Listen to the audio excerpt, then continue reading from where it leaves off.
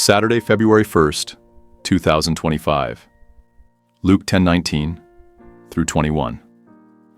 The Lord said to his disciples, "Behold, I have given you authority to tread upon serpents and scorpions, and over all the power of the enemy, and nothing shall hurt you.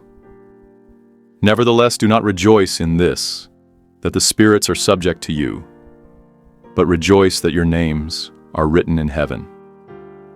In that same hour he rejoiced in the Holy Spirit and said, "I thank you, Father, Lord of heaven and earth, that you have hidden these things from the wise and understanding and revealed them to babes. Yes, Father, for such was your gracious will.